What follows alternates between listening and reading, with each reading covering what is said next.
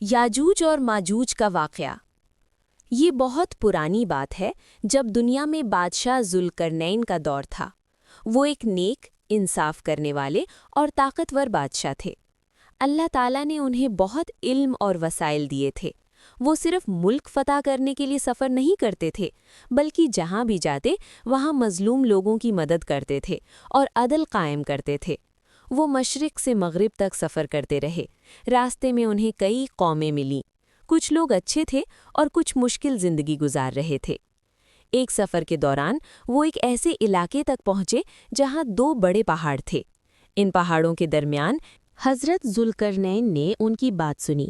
انہوں نے ان کی تکلیف کو سمجھا۔ انہوں نے کہا کہ اللہ نے مجھے جو طاقت اور وسائل دیے ہیں وہ میرے لیے کافی ہیں، لیکن میں تمہاری مدد ضرور کروں گا۔ تم لوگ محنت کرو اور مجھے مدد دو۔ پھر انہوں نے حکم دیا کہ لوہے کے بڑے بڑے ٹکڑے لائے جائیں، اس جگہ پر دیوار بنا۔ پھر انہوں نے کہا کہ اس کے درمیان پگھلا ہوا تانبا ڈالا جائے۔ اس طرح لوہا اور تانبا مل کر ایک بہت مضبوط دیوار بن گئے۔ یہ دیوار اتنی مضبوط تھی کہ اس میں دراڑ ڈالنا بھی مشکل ہو گیا۔ یہ دیوار 2 پہاڑوں کے درمیان ایک مضبوط رکاوٹ بن گئی۔ جب دیوار مکمل ہو گئی تو وہ قوم بہت خوش ہوئی۔ وہ اب یاجوج اور ماجوج کے حملوں سے محفوظ ہو گئے تھے۔ انہوں نے حضرت ذوالقرنین کا شکریہ ادا کیا، لیکن انہوں نے عاجزی سے کہا کہ یہ سب اللہ کا فضل ہے، میری کوئی طاقت نہیں۔ اس دیوار کے پیچھے یاجوج اور ماجوج قید ہو گئے۔ وہ بہت بڑی تعداد میں تھے اور بہت طاقتور بھی تھے، لیکن وہ اس دیوار کو توڑ نہیں سکتے تھے۔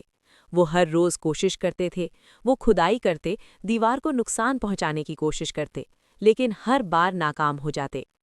قرآن میں آتا ہے کہ جب یاجوج اور ماجوج دیوار کے قریب آ کر کھدائی کرتے ہیں تو وہ صبح تک تھوڑی سی دیوار کمزور کرتے ہیں، لیکن جب وہ واپس جاتے ہیں تو ان کا سردار قرآن کے مطابق قیامت کے قریب ایک وقت آئے گا جب اللہ تعالیٰ کی اجازت سے یہ دیوار کمزور ہو جائے گی۔ پھر یاجوج اور ماجوج آزاد ہو جائیں گے۔ وہ زمین پر بڑی تعداد میں پھیل جائیں گے۔ ان کا فساد بہت زیادہ ہوگا۔ وہ ہر جگہ تباہی پھیلائیں گے، پانی اور کھانے کی چیزیں ختم کر دیں گے اور لوگوں کو بہت تکلیف دیں گے۔ لوگ ان سے بچنے کی کوشش کریں گے، لیکن وہ بہت طاقتور ہوں گے۔ زمین پر ایک بڑا فتنہ اور خوف پھیل جائے گا۔ یہ وقت دنیا کے آخری دور کی بڑی نشانیوں میں سے ہوگا۔ آخر میں اللہ تعالیٰ ان کو ختم کرنے کا فیصلہ فرمائے گا۔ اللہ تعالیٰ ایک خاص طریقے سے ان کی ہلاکت کرے گا اور زمین کو ان کے شر سے پاک کر دے گا۔ اس کے بعد